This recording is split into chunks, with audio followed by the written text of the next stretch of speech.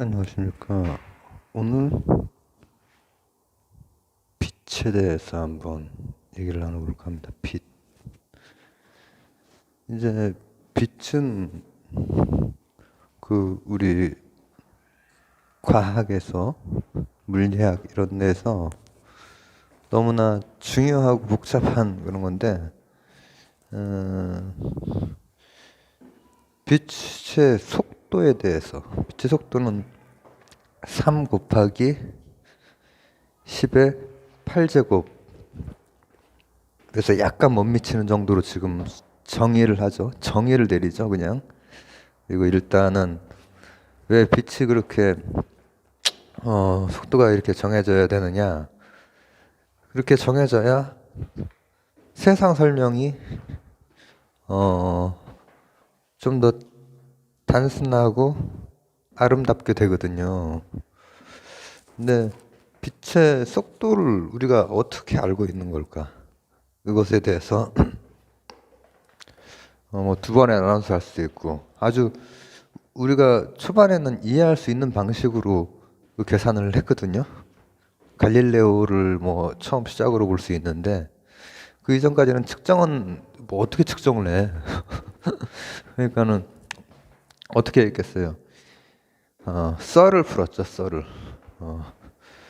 예를 들면은 고대의 그 그리스의 자연 철학자들이 엠피도클레스라든지 아니면은 이제 그레코 로마 시기, 그러니까 이 알렉산드리아 쪽에 있던 우리가 잘 알고 있는 유클리드라든지 또 프톨레마이오스라든지 이런 사람들도 빛의 속도에 대해서 얘기는 했어요. 아리스토텔레스도 마찬가지고. 아리스토텔레스는 굉장히 영향을 많이 줬죠. 근데 그때까지는 어쨌든 측정을 어떻게 할 수는 없는 거예요. 이런 빛을 어떻게 측정을 해? 지금은 다 측정을 해요. 다 측정에 아주 신박한 방법이 나와버려서. 근데 그때는 말로 하는 거야. 근데 그 말에 그 사람들의 자연 철학이라고 하는 것은 이 세상을 설명하려고 하는 아주 그 거대한 시스템이었기 때문에, 형이상학 세계였기 때문에, 일단은 엠피도클레스 같은 경우에는 다른 걸로도 유명하지만 빛의 속도가 유한하다라고 일단 생각을 했어요. 그것은 이제 이 형이상학을 기반으로 하는 그 자연철학적인 형이상학이 기반이 되는 자연철학을 견고히 하기 위해서 필요했던 어떤 것이었을 것이고, 또 아리스토텔레스 같은 경우에는 이제 무한에 가까운 생각을 단편에 남겼고, 그다음 또 누가 있지? 내가 아까 누구 말을 했냐? 그런 유한과 무한에 대한 생각들이 고대에도 있었고, 그리고 우리가 만만치 않은 것 중에 하나가 뭐냐면은, 빛 있는 대로 한번 가면서 얘기할까? 빛이 지금 햇볕이 저기 높이 떠 있어요. 지금 점심 정도 시간이라서 안 잡히네, 햇빛까지. 어디에 있는 거야, 햇빛? 안 잡힙니다. 우리가 하나 잘 간과하는 거, 우리가 철학이나 종교에서도 많이 간과하는 것 중에 하나가 이슬람 쪽인데, 이슬람 쪽에서 굉장히 다양한 생각들이 빛의 유한, 무한, 그뿐 아니라 속도 변화까지 이미 다 거기에서는 아리스토텔레스를 기반으로 해서 논리학이 일단 많이 발달을 했고, 그리고 자연 철학도 굉장히 나름대로 발달을 하면서 자연에 대한 그 설명, 그리고 실제로 이 빛의 속도가 일정하다라고 하는 것은 진공해설을 말하는 거예요. 진공해설. 그리고 훗날 사실 필요했던 것은 이제 여러 그 모순들을 봉합하는 과정에서 아인슈타인이 이제 그 관성계 내에서 물리 법칙이 동일하고 또 빛의 속도가 일정해야만 설명이 되는 거야. 오히려 그냥 빛은 속도가 일정하고 시공간이 바뀌어야 되는 거야. 시공간이 막 짧아졌다 길어졌다 이렇게 바뀌어야 정합적으로 설명이 되는 거죠.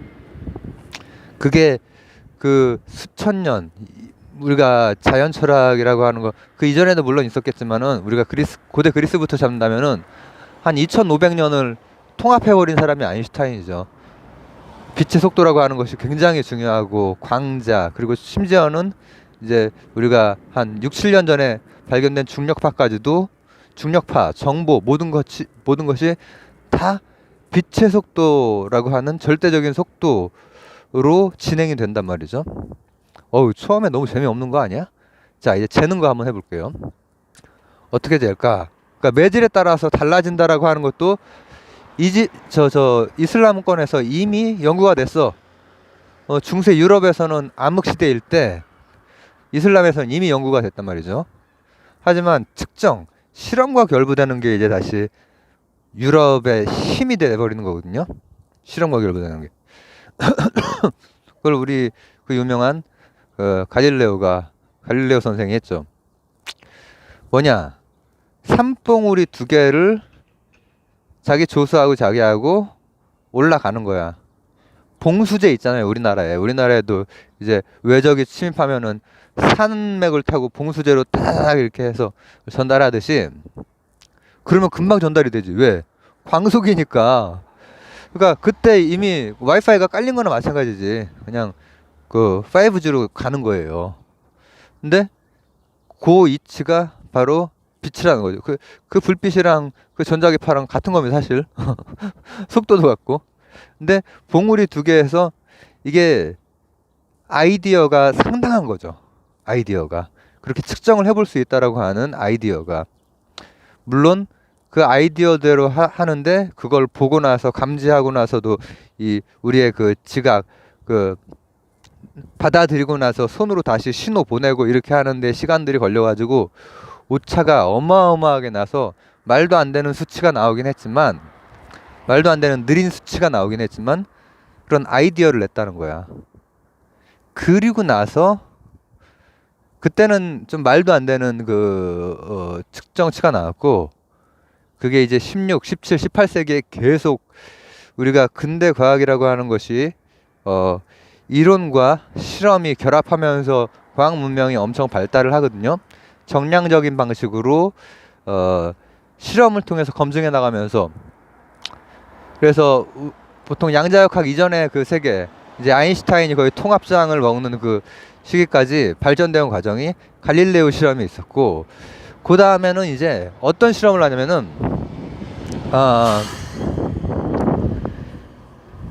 옛날에 이오라고 하는 그 유산균 요구르트가 있었어요. 근데 이오가 사실 뭔지 아세요? 이오는 목성의 위성이에요. 목성의 위성.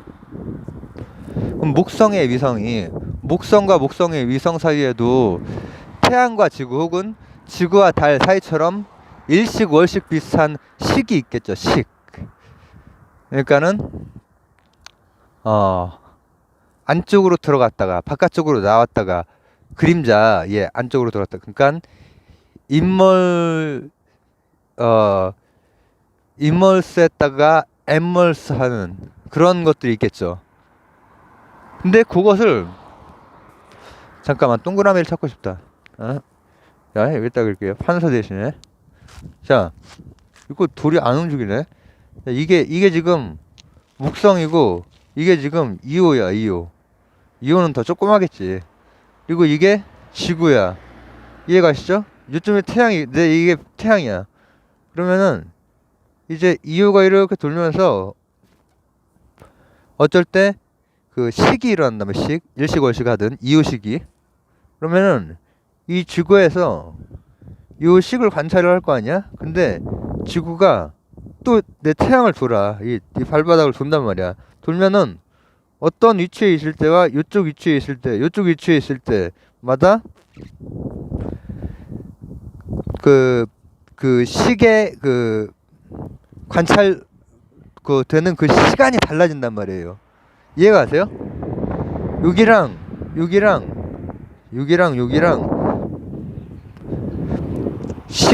시간 차이가 바로 빛의 속도 차이다 라고 하는 이제 좀 거대한 그 스케일에서 실험을 한 거죠.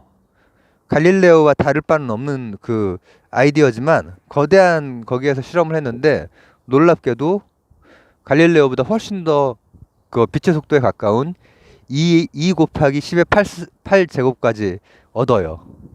거기에서 이제 그 시간이 22분으로 측정을 했는데 그게 실제로 16분인가 그래. 실제는 16분이어서 거기에 오차가 생겼는데 물론 엄청난 오차죠. 1 곱하기 10의 8승이니까 엄청난 오차지만 그 이전에 비해서는 가까워진단 말이에요. 이제 그 다음에는 빛이라고 하는 놈의 성격을 이용해서 계속해서 반사를 이용하면서 하는 뭐 몇 가지 그 실험들이 있어요. 이름들이 생각이 안 나네.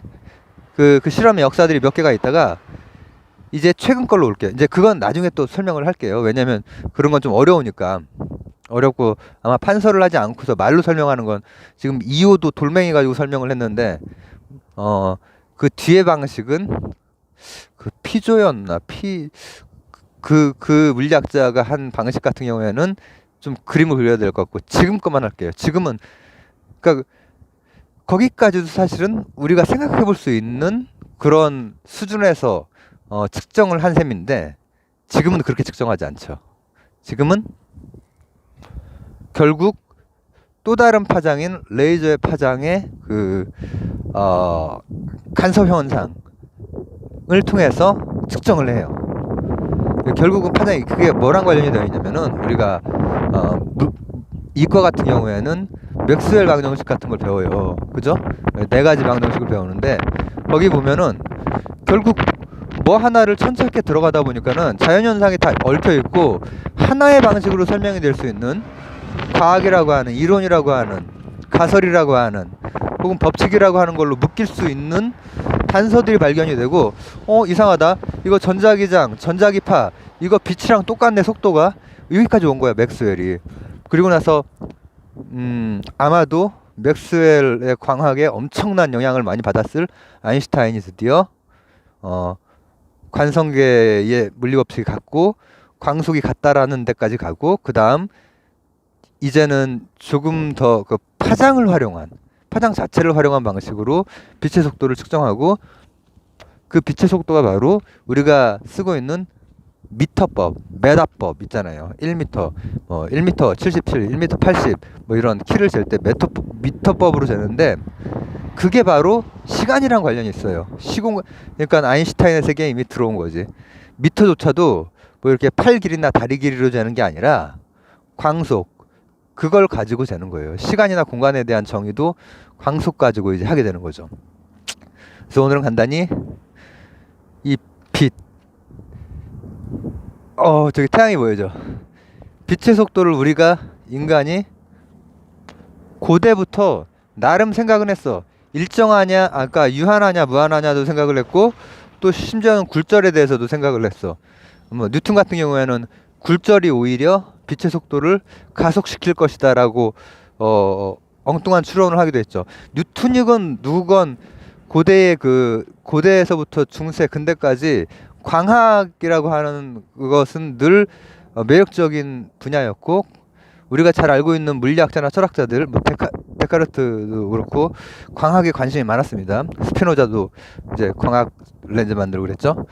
근데 내가 하나를 뺐네. 나중에 해야겠다. 하나는 뭐냐면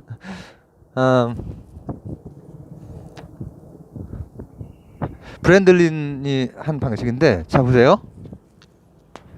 빛이 빗방울이 이렇게 떨어지면은 내가 통에다가 빗방울을 담아. 그러면 이렇게 움직여. 통을 내가 움직이면 이것도 이제 고전 방식이 하나예요. 지금 그 파장 가지고 하는 거 말고 이렇게 움직이면은 빛이 오다가 내가 너무 빨리 움직이면은 바닥에 안 닿고 옆에 벽에 닿겠죠. 그죠? 근데 그걸 지구 차원에서 보면은 지구가 공전을 하고 있잖아. 그럼 일정한 속도가 있고 만원경을 가지고 그 움직임과 그 각도 만약에 내가 이런 동그란 통을 이렇게 세우지 않고 삐딱하게 세우고 움직이면은 그 빛의 속도하고 내 움직임 속도하고 같으면은 바닥에 떨어지는 거야. 그죠? 벽에 안 맞고. 그걸 공전을 활용해서 빛의 속도를 재는 방법도 있어요. 그것은 이제 아까 말했던 2호, 목성, 그 지구, 그 방식 바로 다음에 나온 고전적인 방식이고, 그 이후에 이제 몇 가지 방식 이후에는 현대적으로는 다 파장 가지고 계산합니다. 파장 가지고 수학적으로 계산을 하고. 그래서 요약하다 말았네 아까. 고대부터 빛에 대해서 속도가 있다 없다, 그리고 관심들이 다 늘 있었어. 왜? 철학자들조차도 형이상학도 다루고 자연철학도 다뤘기 때문에, 그리고 물리학자들도 자기 자신을 자연철학자라고 생각을 했기 때문에. 그 다음에 점점점 물리학의 그 시기로 오면서, 근현대로 오면서 전자기파의 그 발달, 그리고 거기에 많은 영감을 받은 아인슈타인의 모든 이론은 전자기학의 그 발달과 굉장히 연관이 있죠. 근데 이쯤 돼서는 광속이라고 하는 것에 대해서, 광속을 중심으로 해서 시공간을 설명할 정도로 이제 중요해졌고, 광속이 일정하다라고 하는, 그리고 그걸 측정할 수 있는 방법도 이제 파장을 통해서, 파장의 그 간섭을 통해서 수치 가지고 다 계산을 하는 거예요. 그래서 지금 우리가 측정하고 있는 값은 3 곱하기 10의 8승 정도, 10의 8승보다 조금 적은 숫자. 그리고 그것을 통해서 1m를 정의를 해요. 1m의 정의가 그렇게 된단 말이죠. 오늘 간단히 빛은 얼마나 빠른가, 속도가 우리가 지금 살고 있는 세상의 과학에서는 유한하다고 봅니다. 보고 그 유한하다면 어떻게 측정하는가. 양쪽 봉수대에서 불 켰다가 깃발로 이렇게 신호주면서 왔다 갔다 하면서 측정을 하는 방식. 그 다음에는 좀 더 거시적인 목성, 2호, 지구 이 정도 수준에서 측정을 하다가, 그거보다 더 거시적으로 아예 지구의 공정궤도에 만원경을 이렇게 비틀어서 더 멀리 있는 별빛 들어오는 각도를 가지고 빛의 속도를 측정하기도 했고. 근데 지금은 그것과 조금 더 질적으로 달라진 측정을 하는데, 그것은 제가 다음 시간에 또 이어서 나중에 설명을 하도록 하겠습니다. 감사합니다.